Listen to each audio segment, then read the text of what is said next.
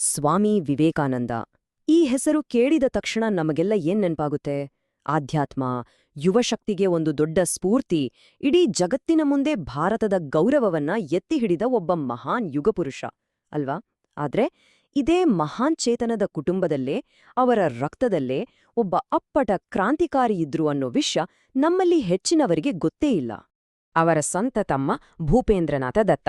ಇವರು ಹಿಡಿದ ದಾರಿಯೇ ಸಂಪೂರ್ಣ ಬೇರೆ. ಅಕ್ಷರಶಃ ಉತ್ತರ ಧ್ರುವ ದಕ್ಷಿಣ ಧ್ರುವ ಇದ್ದಾಗೆ. ನೋಡಿ, ಅಣ್ಣ ಆಧ್ಯಾತ್ಮದ ದಾರಿ ಹಿಡಿದ್ರೆ ತಮ್ಮ ಹಿಡಿದಿದ್ದು ಬಂದೂಕಿನ ದಾರಿ, ಅಂದ್ರೆ ಸಶಸ್ತ್ರ ಕ್ರಾಂತಿಯ ದಾರಿ. ಅಣ್ಣ ದೇಶದ ಆತ್ಮವನ್ನ ಜಾಗೃತಗೊಳಿಸಿದ್ರೆ, ತಮ್ಮ ಅಂತಾರಾಷ್ಟ್ರೀಯ ಮಟ್ಟದಲ್ಲಿ ಬ್ರಿಟಿಷರ ವಿರುದ್ಧ ಪ್ಲಾನ್ ಮಾಡಿದ್ರು.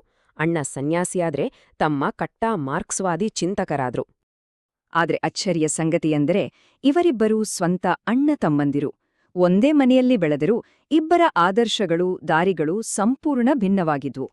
ಬನ್ನಿ, ಇವತ್ತು ಇತಿಹಾಸದ ಪುಸ್ತಕಗಳಲ್ಲಿ ಹೆಚ್ಚು ಕಾಣಸಿಗದ ಈ ಅಚ್ಚರಿಯ ಕಥೆಯನ್ನ ಸ್ವಲ್ಪ ಕೆದಕಿ ನೋಡೋಣ. ಸರಿ, ಹಾಗಾದ್ರೆ ಮೊದಲು ಯಾರು ಈ ಕ್ರಾಂತಿಕಾರಿ ಸಹೋದರ ಅಂತ ನೋಡೋಣ. ಭೂಪೇಂದ್ರನಾಥ್ ದತ್ತ ಸ್ವಾಮಿ ವಿವೇಕಾನಂದ್ರಿಗಿಂತ ಬರೋಬ್ಬರಿ 17 ವರ್ಷ ಚಿಕ್ಕೋರು. ಸಹಜವಾಗೇ ಅಣ್ಣನ ಪ್ರಭಾವ ಇತ್ತು, ಆದ್ರೂ ಅವರು ಆಯ್ಕೆ ಮಾಡ್ಕೊಂಡ ಹಾದಿಯೇ ಬೇರೆಯಾಗಿತ್ತು. ನೋಡಿ, ಅಣ್ಣ ಹಾಕಿಕೊಟ್ಟಿದ್ದ ಆಧ್ಯಾತ್ಮಿಕ ದಾರಿ ದೊಡ್ಡದೇ ಆಗಿದ್ದರೂ ಭೂಪೇಂದ್ರನಾಥರಿಗೆ ಅದು ಸರಿ ಕಾಣ್ಲಿಲ್ಲ. ಅವರ ರಕ್ತದಲ್ಲೇ ಒಂದು ಕ್ರಾಂತಿಯ ಕಿಚ್ಚು ಇತ್ತು. ಹಾಗಾಗಿಯೇ ತುಂಬಾ ಚಿಕ್ಕ ವಯಸ್ಸಿನಲ್ಲೇ ಬಂಗಾಳದ ಕ್ರಾಂತಿಕಾರಿ ಚಳುವಳಿಗಳ ಜೊತೆ ಕೈಜೋಡಿಸಿ ಬ್ರಿಟಿಷರ ವಿರುದ್ಧ ನೇರ ಹೋರಾಟಕ್ಕೆ ಇಳಿದುಬಿಟ್ರು. ಹೀಗೆ ಶುರುವಾದ ಅವರ ಕ್ರಾಂತಿಯ ಹಾದಿ ಅವರನ್ನು ಕೆಲವೇ ವರ್ಷಗಳಲ್ಲಿ ಬ್ರಿಟಿಷರ ಮೋಸ್ಟ್ ವಾಂಟೆಡ್ ಲಿಸ್ಟ್ಗೆ ಸೇರಿಸಿಬಿಡ್ತು. ಭೂಪೇಂದ್ರನಾಥರ ಚಟುವಟಿಕೆಗಳು ಎಷ್ಟೊಂದು ತೀವ್ರವಾಗಿದ್ದವಂದ್ರೆ ಬ್ರಿಟಿಷ್ ಸರ್ಕಾರ ಅವರನ್ನು ತಮ್ಮ ಪಾಲಿನ ದೊಡ್ಡ ಶತ್ರುಗಳಲ್ಲಿ ಒಬ್ರು ಅಂತ ಪರಿಗಣಿಸಿತ್ತು. ನಂಬೋಕೆ ಕಷ್ಟ ಆಗ್ಬೋದು, ಆದ್ರೆ ಕೇವಲ ಒಂದೇ ವರ್ಷದ ಅವಧಿಯಲ್ಲಿ ಭೂಪೇಂದ್ರನಾಥರು ಇಡೀ ಬ್ರಿಟಿಷ್ ಆಡಳಿತದ ನಿದ್ದೆಗೆಡ್ಸ್ಬಿಟ್ಟಿದ್ರು. 1907ರಲ್ಲಿ ಜುಗಾಂತರ್ ಅನ್ನೋ ಕ್ರಾಂತಿಕಾರಿ ಪತ್ರಿಕೆಯ ಸಂಪಾದಕರಾಗಿ ದೇಶದ್ರೋಹಿ ಲೇಖನ ಬರೆದ್ರು ಅಂತ ಅವರನ್ನ ಅರೆಸ್ಟ್ ಮಾಡಲಾಯಿತು. 1 ವರ್ಷ ಕಠಿಣ ಜೈಲು ಶಿಕ್ಷೆ ಅನುಭವಿಸಿ 1908ರಲ್ಲಿ ಹೊರಬರುವಷ್ಟರಲ್ಲಿ ಬ್ರಿಟಿಷ್ ಸರ್ಕಾರ ಅವರ ಮೇಲೆ ಅತ್ಯಂತ ಅಪಾಯಕಾರಿ ವ್ಯಕ್ತಿಯನ್ನು ಹಣೆಪಟ್ಟಿ ಕಟ್ಟಿತು. ಯೋಚನೆ ಮಾಡಿ, ಒಬ್ಬ ಪತ್ರಕರ್ತ ಇಡೀ ಬ್ರಿಟಿಷ್ ಸಾಮ್ರಾಜ್ಯವನ್ನೇ ಅಲುಗಾಡಿಸಿದ್ದ. ಇಲ್ಲೊಂದು ತುಂಬಾನೇ ಸ್ವಾರಸ್ಯಕರವಾದ ಘಟನೆ ನಡೆಯುತ್ತೆ. ಭೂಪೇಂದ್ರನಾಥರು ಜೈಲಿನಲ್ಲಿದ್ದಾಗ ನೂರಾರು ಮಹಿಳೆಯರು ಸೇರಿ ಅವರ ತಾಯಿಗೆ ಸಾರ್ವಜನಿಕವಾಗಿ ಸನ್ಮಾನ ಮಾಡುತ್ತಾರೆ. ಸ್ವತಃ ದತ್ತರೇ ತಮಾಷೆಯಾಗಿ ಹೇಳಿಕೊಂಡ ಹಾಗೆ, ನನ್ನಣ್ಣ ಅಷ್ಟು ದೊಡ್ಡ ವಿವೇಕಾನಂದರ್ ಆದ್ರೂ ನಮ್ಮ ತಾಯಿಗೆ ಇಂಥ ಗೌರವ ಯಾವತ್ತೂ ಸಿಕ್ಕಿರ್ಲಿಲ್ವಂತೆ. ಇದೇನ್ ತೋರಿಸುತ್ತೆ ಅಂದ್ರೆ, ಆ ಕಾಲದಲ್ಲಿ ಜನ ಕ್ರಾಂತಿಕಾರಿಗಳಿಗೆ ಎಂತಹ ದೊಡ್ಡ ಬೆಂಬಲ ಕೊಡ್ತಾ ಇದ್ರು ಅನ್ನೋದನ್ನ ತೋರಿಸುತ್ತೆ. ಕಥೆ ಈಗ ಇಂಟರ್ನ್ಯಾಷನಲ್ ಲೆವೆಲ್ಗೆ ಹೋಗುತ್ತೆ. ಭೂಪೇಂದ್ರನಾಥರ ಹೋರಾಟಕ್ಕೆ ಈಗ ಇಡೀ ಜಗತ್ತೇ ವೇದಿಕೆಯಾಗುತ್ತೆ. ಬ್ರಿಟಿಷರ ಕೈಯಿಂದ ತಪ್ಪಿಸಿಕೊಡೋಕೆ 1908ರಲ್ಲಿ ಭೂಪೇಂದ್ರನಾಥರು ದೇಶ ಬಿಟ್ಟು ಹೋಗ್ತಾರೆ. ಆದ್ರೆ ಇಲ್ಲಿ ಒಂದು ದೊಡ್ಡ ಟ್ವಿಸ್ಟ್ ಇದೆ. ಅವರಿಗೆ ಹೀಗೆ ರಹಸ್ಯವಾಗಿ ದೇಶ ಬಿಡೋಕೆ ಸಹಾಯ ಮಾಡಿದ್ದು ಯಾರು ಗೊತ್ತಾ? ಬೇರೆ ಯಾರೂ ಅಲ್ಲ, ಸ್ವತಃ ಸ್ವಾಮಿ ವಿವೇಕಾನಂದರ ಪರಮಶಿಷ್ಯೆ ಸಿಸ್ಟರ್ ನಿವೇದಿತಾ. ಅವರು ನೇರವಾಗಿ ನ್ಯೂಯಾರ್ಕ್ ತಲುಪಿ ಅಲ್ಲಿನ ಕ್ರಾಂತಿಕಾರಿಗಳ ಅಡ್ಡವಾಗಿದ್ದ ಇಂಡಿಯಾ ಹೌಸ್ನಲ್ಲಿ ಆಶ್ರಯ ಪಡೆದ್ರು. ಅವರ ಮುಂದಿನ ನಿಲ್ದಾಣ ಮೊದಲನೇ ಮಹಾಯುದ್ಧದ ಸಮಯದ ಜರ್ಮನಿಯ ಬರ್ಲಿನ್.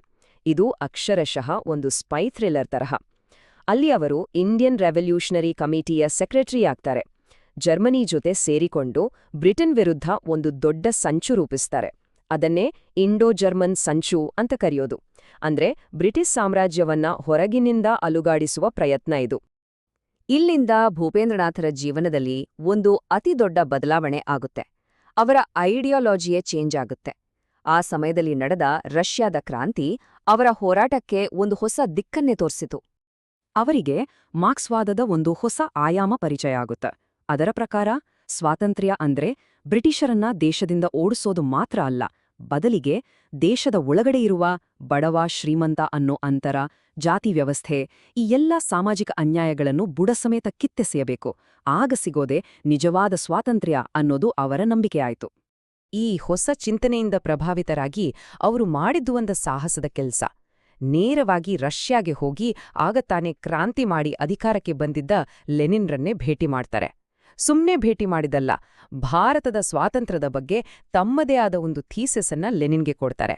ಅಷ್ಟೇ ಅಲ್ಲ, ಲೆನಿನ್ ಅದಕ್ಕೆ ಕೂತು ಅಧಿಕೃತವಾಗಿ ಉತ್ತರ ಕೂಡ ಬರೆದಿದ್ರು. ಇದು ಅವರ ಬೌದ್ಧಿಕ ಮಟ್ಟ ಎಷ್ಟಿತ್ತು ಅನ್ನೋದಕ್ಕೆ ಸಾಕ್ಷಿ.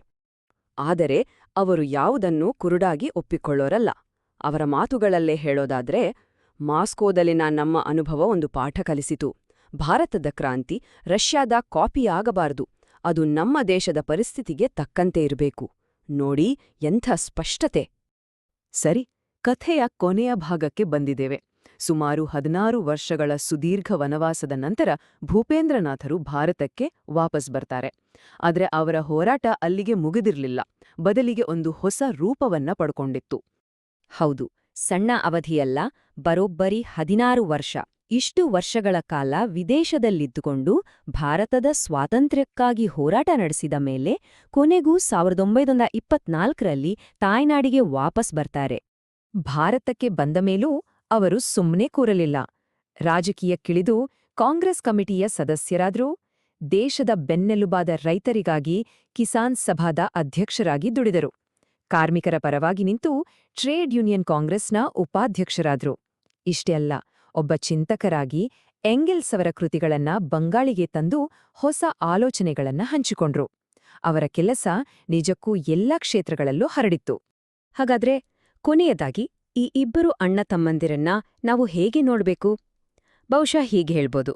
ಸ್ವಾಮಿ ವಿವೇಕಾನಂದರು ಈ ದೇಶದ ಆತ್ಮವನ್ನ, ಸ್ಪಿರಿಟನ್ನ ಎಬ್ಬಿಸಿದರೆ, ಭೂಪೇಂದ್ರನಾಥರು ಆ ಎಚ್ಚೆತ್ತ ಆತ್ಮಕ್ಕೆ ಸಾಮಾಜಿಕ ಮತ್ತು ಆರ್ಥಿಕ ನ್ಯಾಯದ ಹೋರಾಟದ ದಾರಿ ತೋರಿಸಿದ್ರು.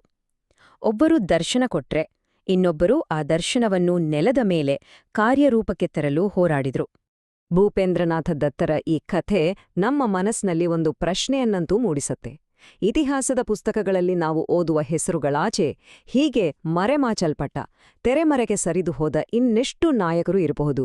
ಯೋಚಿಸಬೇಕಾದ ವಿಷಯ.